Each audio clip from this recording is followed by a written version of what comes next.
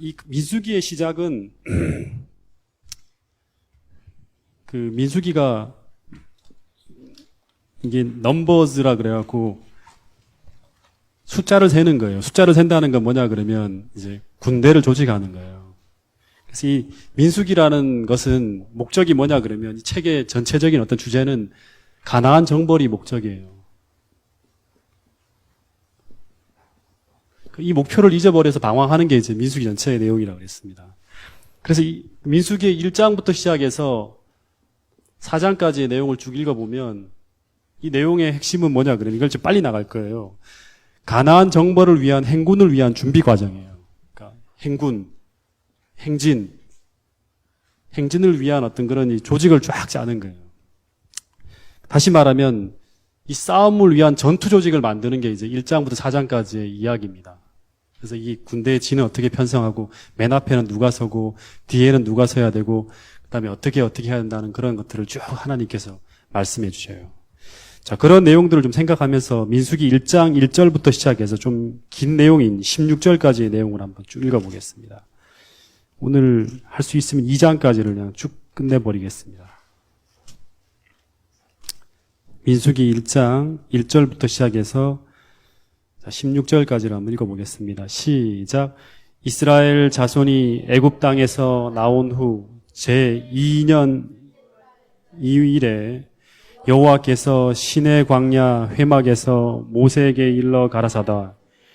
너희는 이스라엘 자손의 모든 회 중 각 남자의 수를 그들의 가족과 종족을 따라 그 명수대로 계수할지니 이스라엘 중 20세 이상으로 싸움에 나갈 만한 모든 자를 너와 아론은 군대대로 계수하되 매 지파에 각기 종족의 두령 한 사람씩 너희와 함께하라.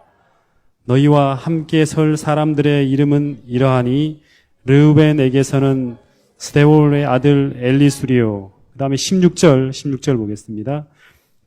16절부터는 제가 혼자 읽겠습니다. 이 책이 달라가고, 예. 그들은 회중에서 부름을 받은 자요. 그 조상 지파의 조상으로서 이스라엘 1000만인의 두령이라.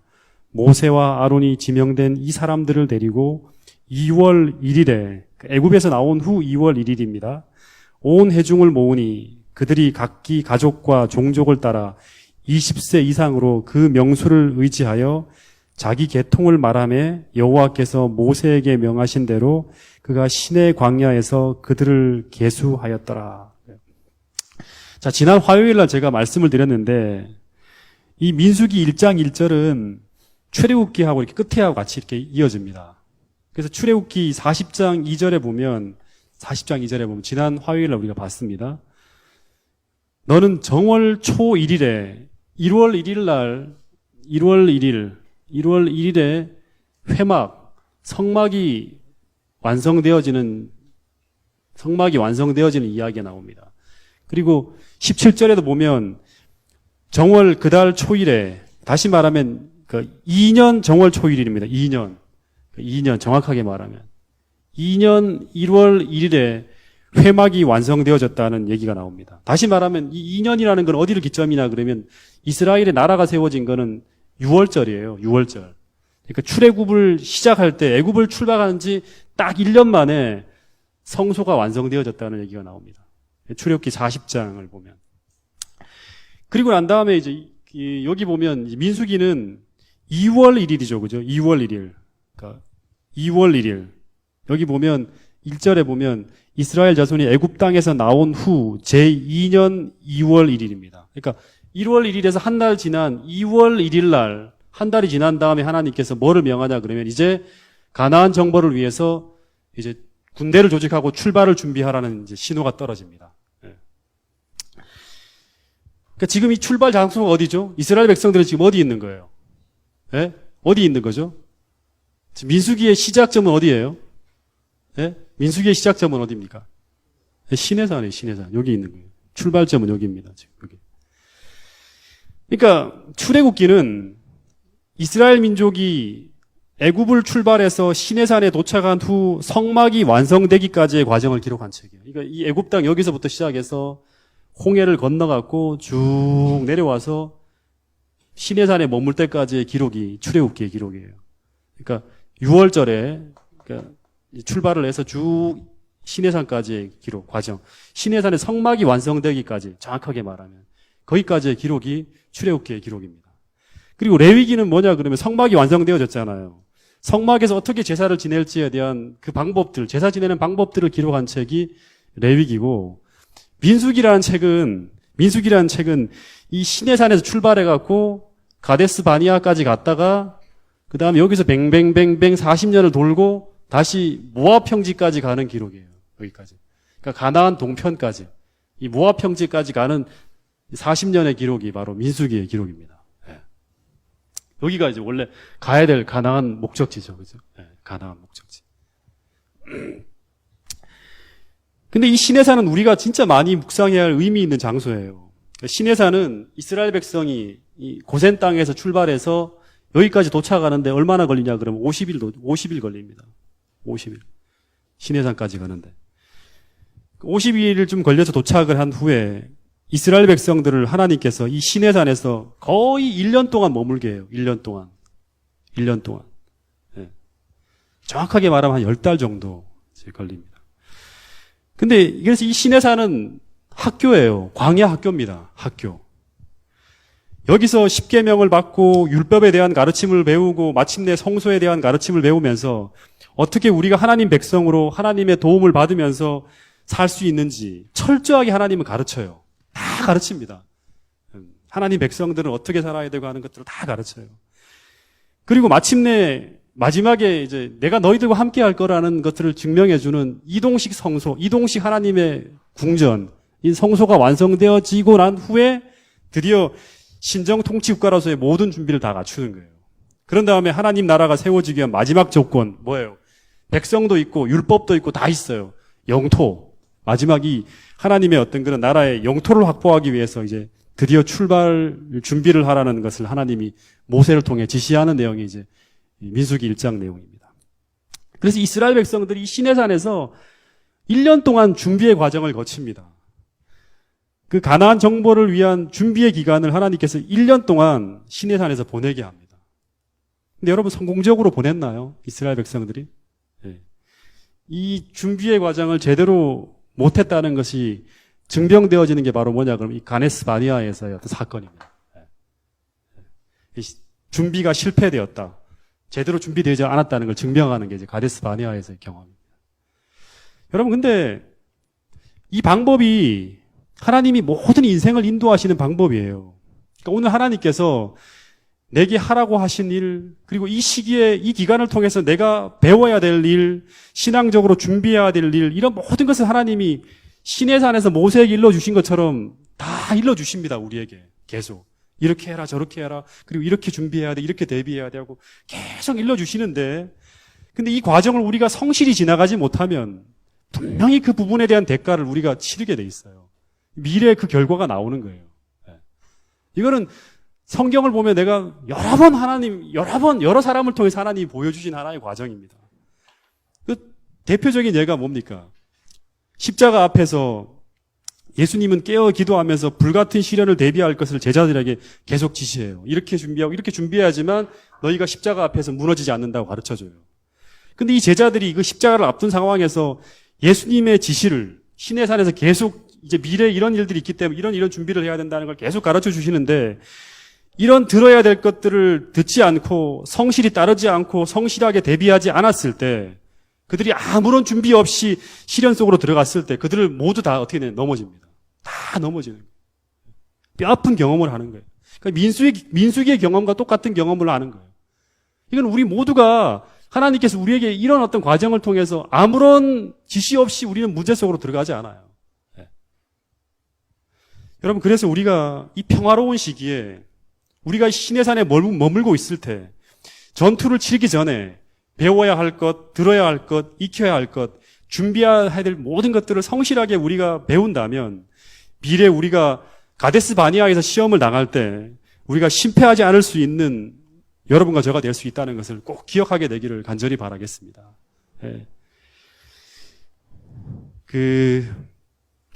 하나님께서 이제 모세에게 어디서 지시를 하는가 하면 여기 보면 그 1절에 보면 여호와께서 시내 광야 회막에서란 말이 나옵니다. 회막.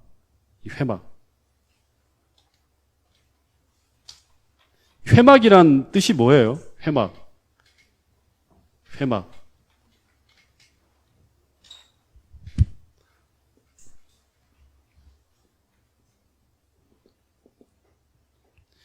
이 회막이라는 곳이 다른 원어를 보니까 만남의 장막이라는 뜻이 돼요. 만남의 장막.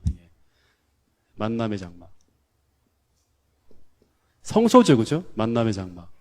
근데 만남의 성소의 회막을 이제 성소의 장막을 회막이라고 표현을 해요. 만남의 장막이라는 의미인데.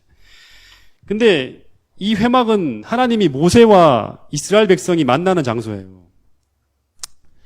이 회막이 세워지기 전에 하나님은 모세와 어디서 만났죠? 회막이 세워지기 전에는 어디서 만났죠? 호렙산이라든가 시내산, 산 위에서 만났어요. 근데 이 회막이 세워진 후에는 하나님은 이 모세를 언제나 회막에서 만났어요. 그래서 이 회막은 하나님과 인간 사이에 만남이 이루어지는 장소예요. 회막은.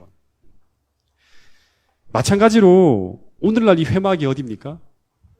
교회. 이 교회는 하나님의 백성들이 하나님 말씀을 통해서 기도를 통해서 하나님과 서로 만나는 장소예요. 이 교회는. 근데 이 하나님과 백성들 간의 만남이 이 회막에서 교회에서 제대로 이루어지지 않으면 교회는 믿음을 잃어버리고 방황하게 되는 거예요. 그래서 여러분, 그래서 오늘 이 교회에 나올 때 어떤 마음을 가지고 나오면 좋겠냐 그러면 이 하나님과 만나야겠다. 말씀을 통해서 또 기도를 통해서 만나야겠다. 이런 좀 이렇게 마음의 준비를 하고 오면 좋겠어요. 아무런 생각 없이 오는 게 아니라. 그래서 하나님을 만나야지만 뭐가 오냐 그러면 교회에서 말하는 이 쉼이 와요. 안식이 옵니다. 하나님 만나지 못하면 여전히 마음이 쉼이 없어요. 계속 생각이 정리가 안 되고 막 방황하게 되는 거예요. 그 마음에서 이 민수기 역사가 계속 또 펼쳐지는 거예요. 방황의 역사가. 만나야지만 고통이 사라져요. 때로는 인생이 고통스럽지만 이 교회에서 하나님 만나면 우리 마음속에 고통이 사라지는 거예요. 만나야지만 성경에서 말하는 기쁨이 옵니다. 하나님이 주시는 이 기쁨이 옵니다. 그리고 만나야지만 길이 보입니다. 길이. 광야가 길이 없잖아요. 그죠? 하나님 만나야지만 길이 보이는 거예요. 그리고 만나야지만 빛이 많은 거예요.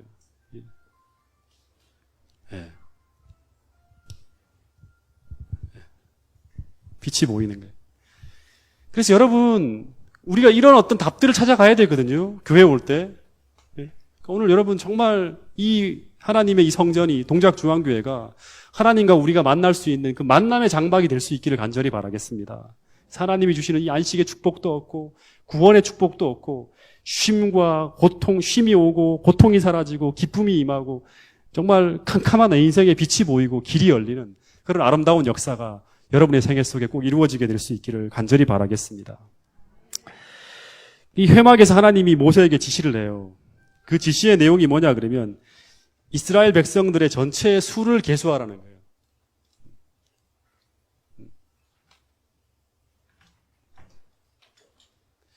근데 이스라엘 백성들의 전체 수가 어떻게 계수되어지냐 그러면 숫자를 카운팅하는데 다 세는 게 아니에요. 꼬맹이들부터 다 세는 게 아니라 어떤 사람들을 세라고 이렇게 어떤 사람을 계수하라 그러죠? 한번 대보세요.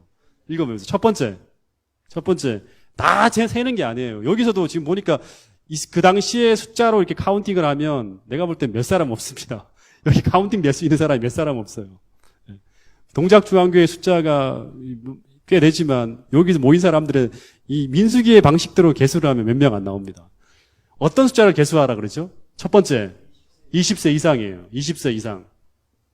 그러니까 20세 이하는 이 카운팅에서 제외됩니다. 두 번째는 뭐죠? 남자예요, 남자. 여자들은 숫자에서 제외됩니다. 예. 그리고 어떤 남자들을 계수해야 되죠? 그냥 남자들을 계수하는가요? 어떤 남자들을 계수하죠? 20세 이상이지만 어떤 남자들? 3절에 보면 싸울 수 있는 사람이에요. 싸움이 가능한 자예요. 이 사람들을 하나님께서 계수하라 그럽니다. 이 사람들. 그러니까 이게 무슨 말입니까? 20세 이상 남자, 싸울 수 있는 사람. 이 사람들을 계수해서 조직을 만든다는 것은 곧 하나님의 이 백성들을 카운팅하는 목적이 뭐다? 3절에 보면 하나님은 군대로 당신의 백성들을, 교회를 만들 생각이에요. 군대로. 3절에 보면 군대로. 20세 이상의 남자, 용감한 사람들이죠. 그죠? 이거는 오늘날로 말하면 이제 해석하는 걸 보니까 아주 믿음의 담력이 있는 사람들이에요. 예. 그리고 싸울 수 있는 그런 사람들을 하나님께서 쭉 계수해서 군대로 만들 계획을 가지고 있는 거예요. 그러니까 이스라엘 전체를 전투와 전쟁을 위한 군대로 조직하는 거예요. 근데 이게 이런 어떤 이 신학이 신약 성경에도 계속 이어집니까? 성경 전체의 흐름이에요. 여러분, 교회는 어떻게 보면 군대예요, 군대. 예, 군대. 어떤 싸움을 싸우는 군대입니까? 선악의 대쟁투에서 믿음의 선한 싸움을 싸우는 군대예요. 선악의 대쟁투에서. 그래서 이 기독교의 역사관은 선악의 대쟁투가 벌어지는 한가운데 교회가 있는 거예요. 거기 교인들이 있는 거고 그리스도인이 있는 거예요. 그래서 우리 그리스도인들, 하나님 백성들은 하나님의 군사들입니다. 군사들이에요.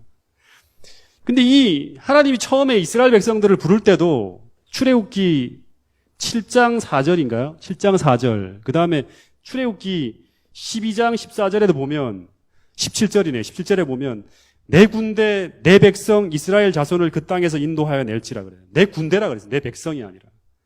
그리고 출애굽기 12장 17절에도 내가 너희 군대를 애굽 땅에서 인도하여 내었음이라 그럽니다.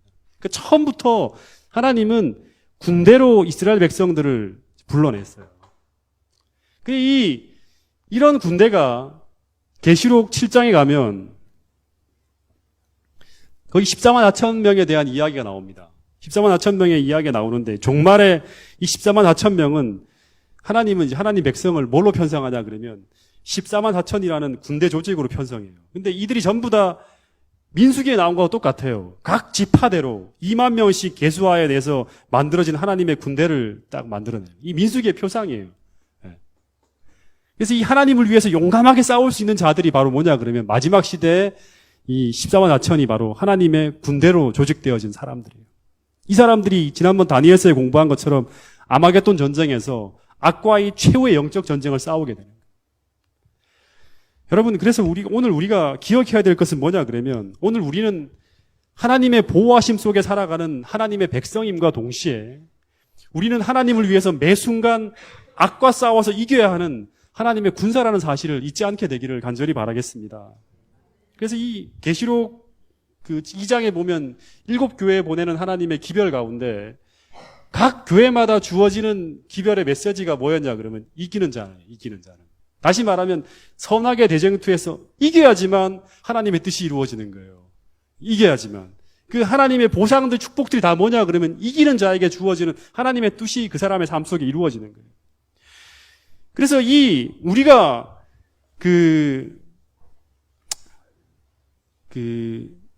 이런 어떤 그런 영적 군사라는 어떤 그런 사실들을 잊어버리게 되면 우리는 이 준비하는 것들을 게을리할 수 있어요. 영적 전투를 매일 싸워야 하기 때문에 이 영적 군사라는 사실을 잊어버리게 되면 이 전쟁을 위한 준비를 게을리하는 거예요. 여러분, 그래서 우리가 언제라도 하나님께서 부르시면 쓰실 수 있는 훈련되어지고 준비되어진 군사가 되기 위해서 영적 군대로 훈련되어지는 과정을 게을리해서는 안 된다는 거예요. 여러분, 그래서 에베소 6장에도 보면 매일의 삶 속에서 내 삶에 부딪혀오는 문제들을 하나님이 주시는 훈련으로 우리 감당해야 돼요. 그래야지만 믿음의 근육이 키워지는 거예요. 그리고 말씀을 연구하고 보는 일에 열심히 내어서 이 말씀이 전부 다 뭡니까? 이 진리의 검이에요, 검. 이 검이 예리하게 갈리지 않으면 우리가 싸움터에 나갈 때 이게 예리하게 어떤 그런 부분들을 악과 싸워서 승리할 수 있는 무기로 쓰여질 수가 없는 거예요. 여러분, 에베소 6장에서 말하는 것처럼 하나님의 전신갑주로 무장되어지는 하나님의 백성들이 하나님의 군사라는 사실을 잊지 않고 이런 영적인 준비를 게을리하지 않는 여러분과 저가 되기를 간절히 바라겠습니다. 디모데전서 6장 12절 말씀을 보겠습니다.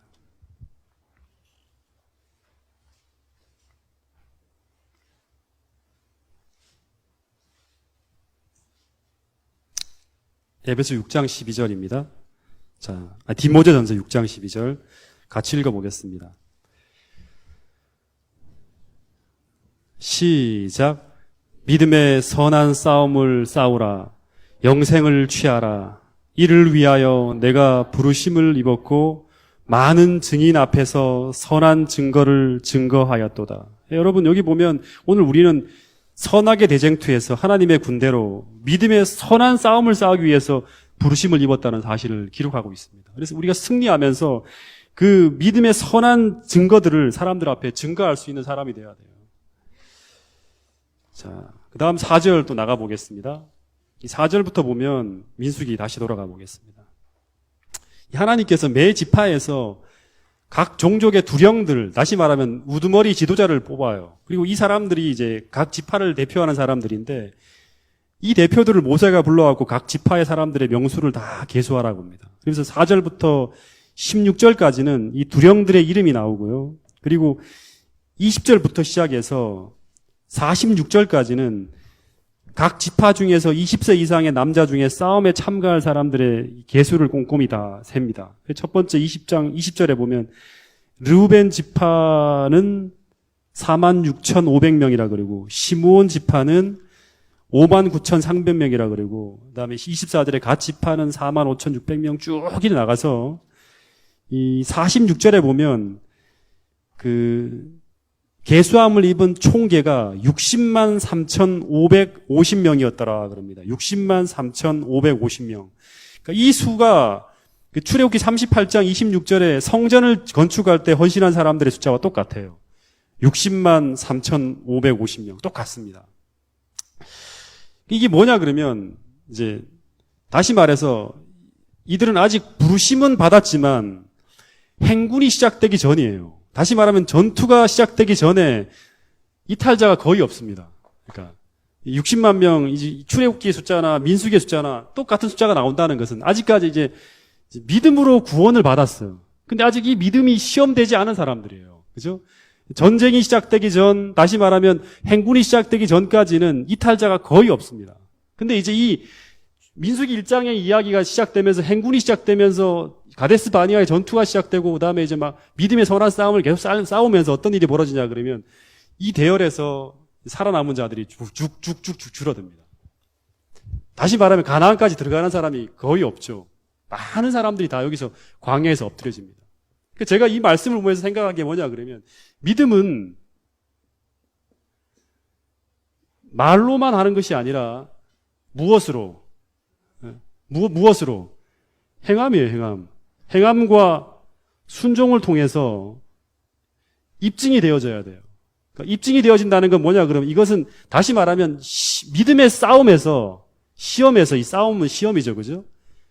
시험에서 그것을 이겨냄으로 말미암아 입증을 해야 돼요, 이렇게. 승리해야 되는 거예요, 다시 말하면. 그래서 이게 이런 어떤 그런 과정을 통해서 하나님께서 이 모든 믿음을 시험되어 이 믿음을 가진 사람들이 결국 누구예요? 가데스 바니아에서 믿음을 입증했던 사람들이 누구냐 그러면 갈렙과 여호수아 두 사람이 결국 어디로 가냐 그러면 이 최종적으로 가나안까지 들어가는 거예요. 여러분 그래서 오늘 다 모든 사람들이 부름을 받았지만 이 믿음을 입증할 수 있는 사람, 다시 말하면 말로서만이 아니라 행함과 순종을 통해서 이 영적인 싸움터에서 시험을 통해서 우리가 하나님을 믿고 있는 사람들임을 입증할 수 있는 그런 믿음의 담력들을 훈련하고 배울 수 있는 여러분과 제가 될 수 있기를 간절히 바라겠습니다. 근데 이 사람들의 총수가 60만이라 했잖아요. 60만이니까 남자들만 60만이잖아요. 그죠? 그럼 대략 전체 숫자는 얼마나 되냐 그러면 곱하기 한 4보다 더 많을 것 같아요. 그죠? 한 200만이 넘는 숫자들이 이제 딱 카운팅이 됐어요. 이 사람들이 여기 시내산을 떠날 때의 숫자입니다. 시내산을 떠날 때. 다시 말하면 애굽에서 탈출을 해서 이제 애굽에서 하나님을 믿겠다고 결심을 하고 홍해를 건너서 침례를 경험하고 그다음에 광야에서 50일간의 여정은 잘 걸어온 사람들이에요. 이 사람들이 이제 시내산에서 머물렀어요. 거의 이탈자가 없는 거예요. 이 성막을 건축할 때 1년이 지났는데 거의 이탈자가 없습니다. 근데 굉장히 많은 숫자예요. 그죠? 근데 이 사람들이 60만이 넘는 이 사람들의 숫자가 60만이 넘는 이 사람들의 숫자가 전부 다 전투를 경험한 사람들이에요. 전투 경험이 무예요. 그죠? 무기는 뭘 가지고 있죠? 이 사람들이. 무기 아무것도 없어요. 그죠? 무기 아무것도 없어요. 근데 이거 하나님이 군대를 조직을 했어요. 예. 전투 경험도 없지. 그 다음에 이 사람들은 무기도 가지고 있죠. 하다못해 칼 한 자루 잡은 사람이 없어요. 근데 60만 명의 대규모 군단이 이제 이동을 하는 거예요. 근데 이들의 유일한 무기가 뭘까요? 하나님의 군대의 유일한 무기. 이제 가면 가데스 바니아를 지나고 이게 모압 평지로 들어가서 가나안까지 가려 그러면 아주 호전적인 수많은 민족들과 맞서 싸워야 돼요. 근데 이 사람들이 이 전쟁을 싸우는 전투 조직으로 하나님이 만들었잖아요. 그럼 이들의 군사인데, 하나님의 군사인데 이들이 가지고 있는 유일한 무기가 뭘까요? 이 무기를 잊어버리면 결국 우리도 집니다. 무기가 뭘까요? 물론 여러 가지 말을 할 수 있지만 이들이 가지고 있는 유일한 무기는 바로 뭐냐 그러면 하나님이 그들과 함께 계시다는 거예요. 이 믿음이에요, 믿음. 하나님이 그들과 함께 계시다. 하나님이 그들과 함께 계시다는 믿음으로 순종하고 올 수 있으면 결국 이 가나안까지 갈 수 있어요. 이 믿음이 있는가 없는가를 시험하는 거예요. 하나님이 우리와 함께 계시다. 이 믿음을 가진 사람과 하나님이 우리와 함께 계신지 모르겠다. 이런 사람하고 완전히 갈라지는 게 첫 번째 시험, 가데스 바니아의 시험입니다. 그리고 이 믿음이 계속 시험되어져요. 물이 떨어지는데 하나님이 우리와 함께 계시는가? 양식이 떨어지는데 하나님이 우리와 함께 계시는가? 호전적인 민족이 쳐들어오는데 우리가 과연 하나님이 지시하신 저 명령을 따라서 순종해서 저 아말렉 족속과 싸워 이길 수 있을까? 계속 시험되어지는 거예요. 이 믿음을 가지고 끝까지 가는 사람들은 결국에는 싸움의 성패가 여기에 달려 있는 거예요. 이 사람들은 결국 가데스 바니아를 지나서 모압 평지를 거쳐서 가나안까지 살아서 들어갈 수 있는 거예요. 그래서 만약 그들의 대장이 모세라는 사람, 믿음을 가지고 있는 사람들은 계속 모세야, 네가 우리를 여기 인도했지. 계속 모세를 들볶으면서 불평하면서 가요, 이 사람들은.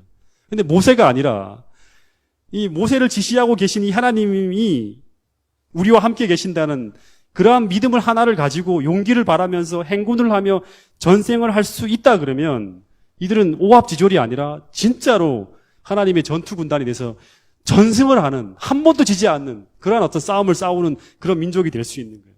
가나안 민족도 두렵지 않죠. 하나님이 그들과 함께 계시다는 그 믿음이 있다면. 근데 이 믿음이 사라지면 이들은 오합지졸이에요. 그런 오합지졸의 모습이 민수기를 통해 나타납니다. 계속 못 갑니다. 못 가요.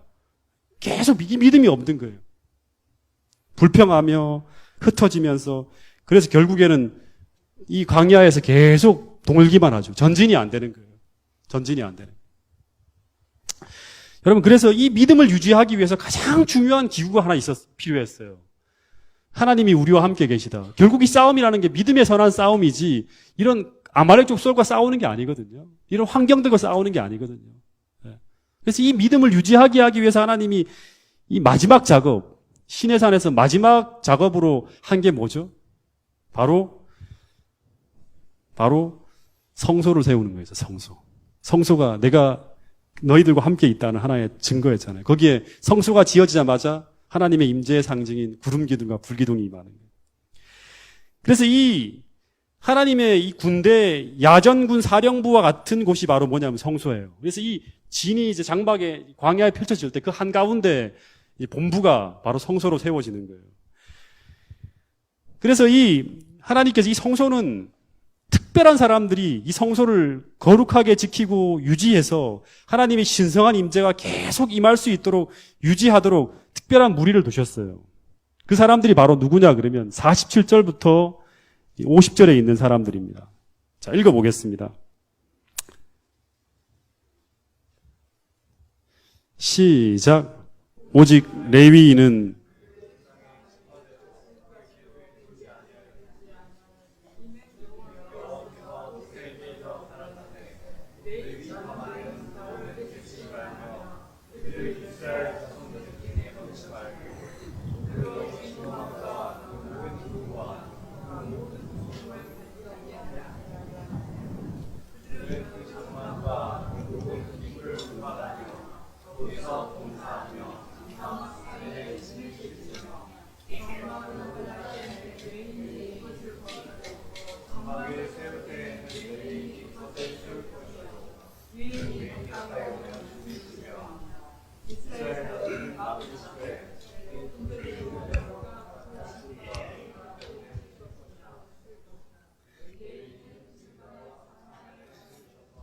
이스라엘 자손의 회중에게 진노가 임하지 않게 할 것이라. 레위인은 증거막에 대한 책임을 지킬지니라 하셨습니다. 그래서 이 하나님이 어떻게 보면 이 레위인을 따로 떼서 성소에서 봉사하며 성소를 지키는, 다시 말하면 하나님의 이제 이 성소를 지키는 경호부대로 특별하게 둔 지파가 바로 이 레위인들. 그래서 이 레위인들이 하는 일은, 이 레위인들은 이 60만의 숫자에서 제외됩니다. 카운팅 안 해요, 이 사람들은. 네.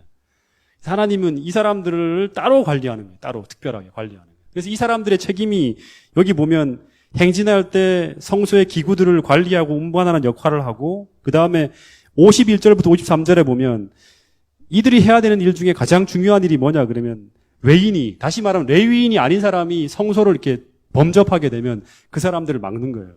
예. 뭐 죽인다 그러는데 막 함부로 막 죽이는 게 아니라 끝까지 들어오려 그러면 이제 죽이는 거죠. 그래서 이 증거 막 사면에 진을 쳐서 살아요. 이 레위인들은. 이제 나중에 이 이야기들을 3장, 4장에 보면 레위인 이야기가 계속 나옵니다. 따로 구별해서. 그래서 이 사람들이 여기 보면 그 진을 쳐서 사는데 삥 둘러갖고, 그러니까 이스라엘 백성들은 레위 자손의 진을 통과해야지만 성소에 들어올 수 있어요. 한번 거쳐갖고. 그래서 이 레위인들이 하는 일은 뭐냐 그러면 이스라엘 자손의 진노가, 하나님의 진노가 이스라엘 회중에게 임하지 않게 해야 하고 성소를 지킬 책임이 있는 사람들이라고 말하는데, 이것은 뭐냐 그러면 성소를 거룩하게 보존하는 역할을 하는 거예요. 그래서 하나님이 거하실 수 있는 그러한 곳으로 계속 만들어서 하나님의 임재가, 구름 기둥과 불 기둥이 계속 그 성소에 임할 수 있도록 유지하고 관리하는 역할이 바로 레위인이 하는 역할이에요. 다시 말하면 이 신성한 하나님의 임재의 모습을 누가 봐야 됩니까? 이스라엘 회중들이 계속 봐야 돼요. 계속 봐야지만 그들이 믿음을 잃어버리지 않고 믿음의 선한 싸움을 싸울 수 있는 거예요. 그 역할을 이제 레위인들이 맡고 있는 거예요. 그 2장 얘기를 조금만 하고 오늘 좀 마치도록 하겠습니다. 자, 여기까지 질문 없죠? 네. 질문 없죠? 네. 4장까지 이야기는 계속 스토리가 아니라 이제 이런 이제 진 편성에 대한 이야기만 계속 하는 내용들이 나오는데요. 자, 2장에 보면 그러니까 이스라엘 자손이 이제 광야에서 행군할 때 진을 평성하는 어떤 그런 이제 모습이 나와요. 자, 이 이야기는 나중에 이제 계시록을 공부할 때도 필요한 부분이니까 한번 자세하게 한번 들어보세요.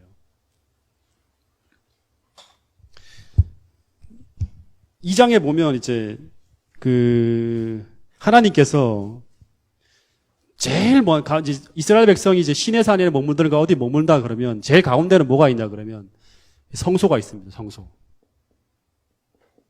성소가 딱 있어요. 성소가 있고 그 1절부터 9절에 보면 성소의 동편에 이 동쪽이죠. 동쪽에 유다 지파가 제일 선두 지파로 딱 서야 돼요.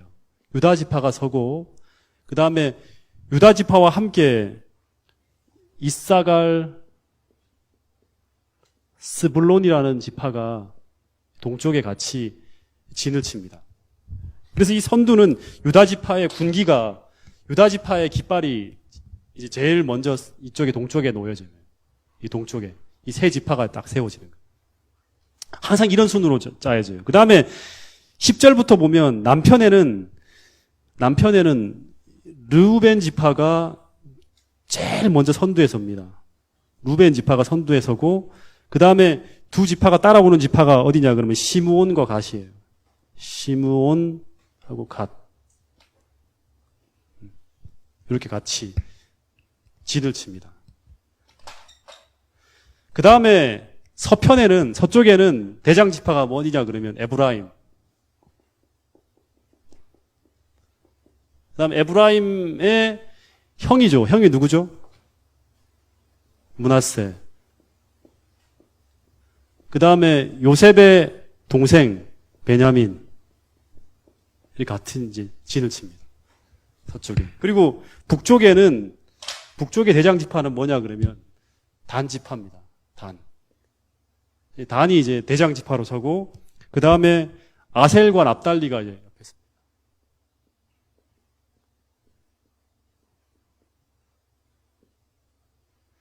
항상 이제 진을 칠 때 이렇게 칩니다. 이렇게. 동쪽에는 이렇게 쭉 질서대로 치고, 유다, 르우벤, 에브라임, 단 이런 지파 순으로 이렇게 쫙 진이 편성돼요. 어디를 가든지 항상 이렇게. 근데 왜 이런 진을 편성해야 되는가? 왜 이런 진, 이제 나중에 공부하면 알겠지만 성소 사이사이에 이제 아론의 아들들, 레위 지파가 이제 가운데 섭니다. 여기 먼저. 성소가 있고, 가운데 아론, 그 다음에 이쪽에는 그 고핫, 그 다음에 여기는 무라리, 그 다음에 여기는 게르손, 이런 이제 레위 지파들이 다 성소 주변에 먼저 칩니다. 치를 치고, 그 다음에 이제 이런 순으로 다 진을 칩니다. 근데 이게 왜 이런 편성을 했을까? 이게 다 뭔가 이유가 있을까? 한번 생각해 보게 돼요. 여기까지만 좀 공부를 하고 오늘 좀 마치도록 하겠습니다. 자, 창세기 29장을 한번 보세요. 창세기 29장.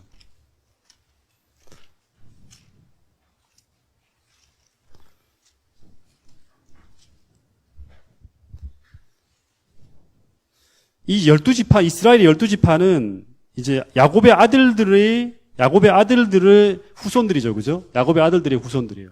게르손, 고핫, 무라리 전부 다 뭐냐 그러면 레위의 아들들이에요. 전부 다. 레위 아들들이. 다 이제 이 하나의 어떤 그런 야곱의 12아들의 어떤 그런 이 후손들이 다 12지파를 형성하는데 여기 보면 이제 야곱의 아들들이 처음에는 이제 야곱의 첫 번째 아내가 누구죠? 레아였죠. 그죠? 레아가 있고, 그 다음에 라헬이 두 번째 아내입니다. 잠깐만, 이쪽에 안 되겠다. 야곱에게는 네 아내가 있었죠. 그죠? 네 아내가 있는데 첫 번째 레아가 있고, 그 다음에 라헬이 있고, 그 다음에 또 누가 있죠? 실바가 있고, 실바는 레아의 종이었죠. 그죠? 그 다음에 또 하나의 아내는 빌하가 있습니다. 빌하. 네. 근데 창세기 29장에 보면 이 레아의 아들들이 누구죠? 르우벤하고 시므온하고 레위하고 유다까지입니다. 그러니까 레아의 아들들이 처음에 장자가 르우벤, 그 다음에 두 번째 아들이 시므온, 그 다음에 레위, 그 다음에 유다 이렇게 됩니다. 네.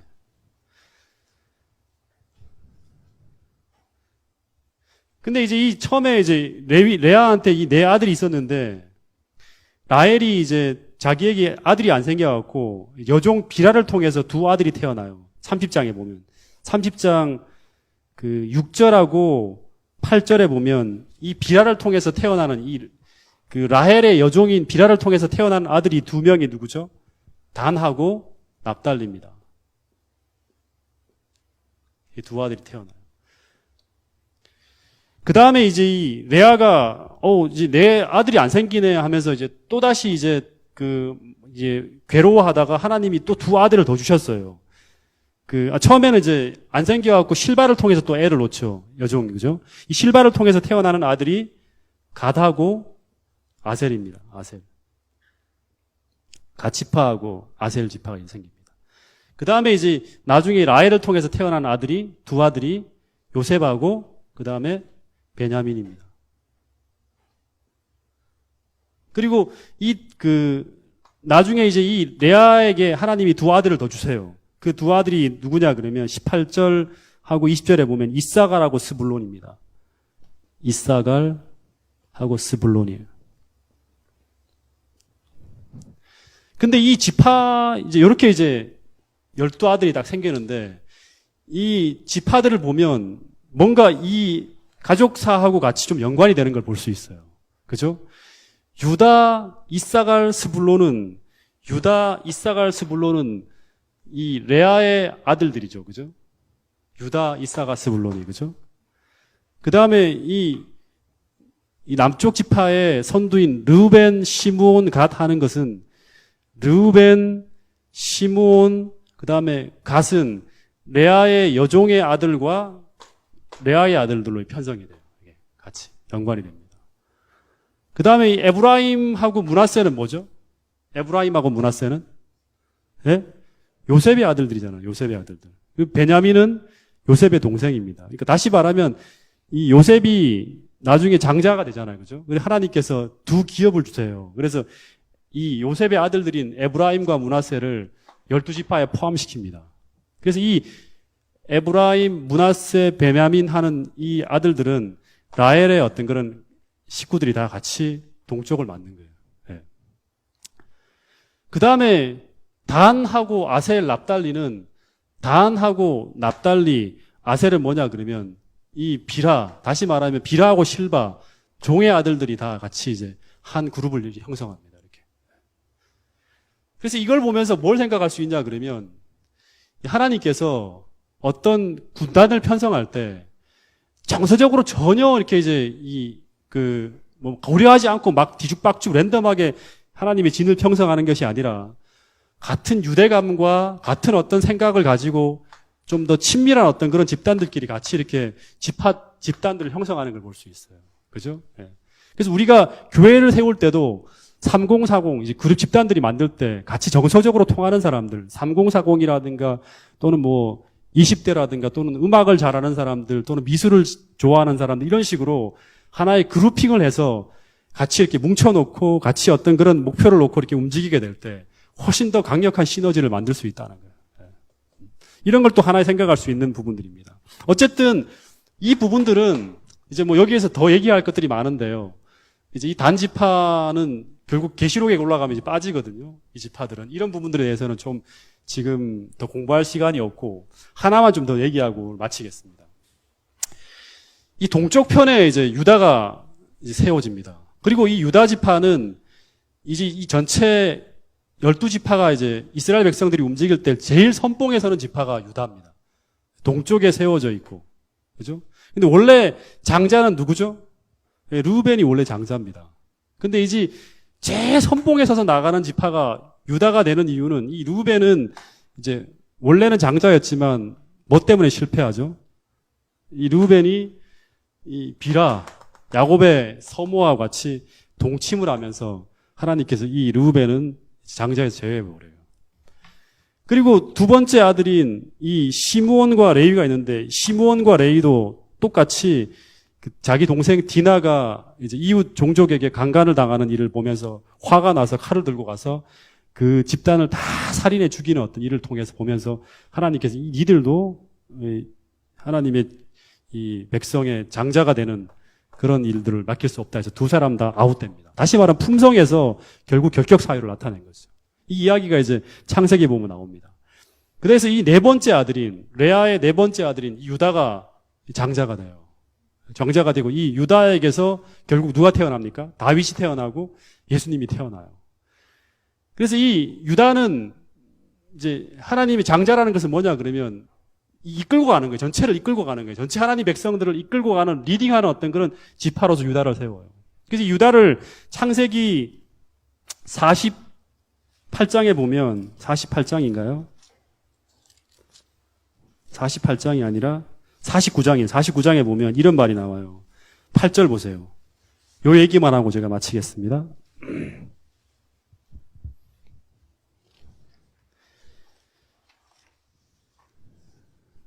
유다야, 너는 내 형제의 찬송이 될지라.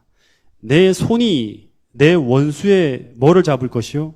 목을 잡는다. 그러니까 이제 원수의 목을 잡는다는 것은 뭐냐면 전투에 나가서 적장의 목을 잡는 거예요. 선봉에서 하고. 목을 잡는 선봉작으로 선택을 받는 거예요.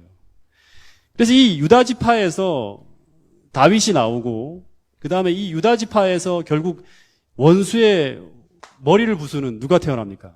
예수 그리스도가 태어나는 거예요. 원수의 머리를 받는. 다시 말하면 선악의 대쟁투에서 최선봉에 서실 그리스도가 태어나는 거예요. 이 그리스도가. 그래서 이 동작중앙교회, 다시 말하면 동작중앙부대에서도 영적 전쟁에서 선봉에 서실 분이 계실까요? 고재훈 목사 말고 이런 분들이 있을까요? 다시 말하면 유다뿐 아니죠. 각 지파에는 그 군기를 들고 전체를 이 그룹들을 이끌고 나갈 수 있는 루벤이라든가 에브라임이라든가 단이라는 존재가 필요했어요. 이 사람들은 깃발을 들고 가요. 그래서 그 사람들이 하나의 뭐냐 그러면 백성들의 보는 거예요. 그 깃발을 보고 그 깃발이 어디로 가는지. 왜냐 그러면 제일 앞에는 하나님의 이 인도하심은 너무 멀잖아요. 굉장히 200만 명이 이끌어가기 때문에 중간중간에서 그들을 이끌 수 있는 리더들이 필요한 거예요. 영적 선봉에서 갖고 이렇게 쭉 읽고 가는 사람 필요한 거예요. 유다가 필요한 것처럼 이 교회에도 르벤, 에브라임, 단 이런 어떤 리더들이 필요한 거예요. 선봉에 설 수 있는 분들. 이런 분들은 어떤 분이어야 돼야 될까요?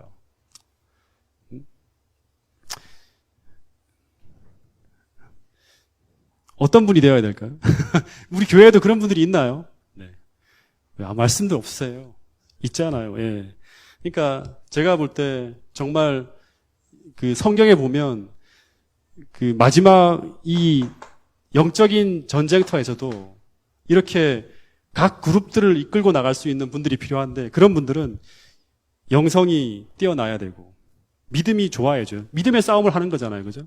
영적으로 계속 분별하면서 하나님의 인도하심이 어디 있는지를 계속 볼 수 있는 영적 감각이 살아있는 분들이어야 돼요. 그리고 믿음의 싸움을 벌이기 때문에 믿음이 가장 좋아야지만 이제 이런 믿음을 가지고 싸우겠죠. 그죠? 여러 가지 어려움들이 있을 때마다 믿음을 발휘해야 되는 거예요. 이 믿음이 사라지게 되면 결국 이 전체가 다 무너지는 거예요. 단지파가 결국 나중에 숫자들은 가장 많았지만 하나님의 배도의 중심에 섭니다. 이 지파가. 이게 무너지니까 다 같이 무너지는 거예요. 전부 다. 그리고 가장 훌륭한 성령의 열매가 맺혀지고 있다는, 다시 말하면 인격적으로 모든 사람들이 존경할 수 있는 그런 분들이 되어야 됩니다. 여러분 정말 이 교회에, 우리 동작중앙교회에 이런 어떤 그런 영적 믿음의 싸움의 선봉에 설 수 있는 그런 많은 리더들이, 지도자들이 이 교회에서 많이 나타나서 이 방황하는 사람들에게 언제나 그들에게 이정표가 되어주고 그들에게 정말 이런 그 광야를 여행할 때 길을 잃지 않도록 빛을 비추어 줄 수 있는 그런 훌륭한 분들이 이 교회에서 많이 태어나게 될 수 있기를 간절히 바라겠습니다. 그래서 이 하나님의 이 군대는요, 계속 진행을 해야 돼요. 멈춰 있지 않아요. 계속 움직입니다, 광야에서. 그래서 이 민수기에도 보면 진행하는 행진할진이라 이런 말이 계속 등장합니다. 다시 말하면 이 교회는 광야에서 안주하는 교회가 아니라 행진하여 진행하는 교회라는 거예요. 난관이 있고 어려움이 있고 장애가 있고 대적들과 악의 무리를 만날지라도 행진을 멈추지 않는, 그 난관을 물리치면서 싸워나가 이기는 그런 아름다운 교회가 하나님께서 목적하신 교회였어요. 동작중앙교회도 그런 아름다운 교회, 계속 어려움들을 돌파하면서 하나님의 뜻을 이루어가는 그런 훌륭한 교회가 될 수 있도록 함께 기도하고 또 애쓰시는 저와 여러분들이 되기를 간절히 바라겠습니다. 한 말씀만 보고 오늘 말씀을 마치도록 하겠습니다. 디모데전서 4장 15절입니다.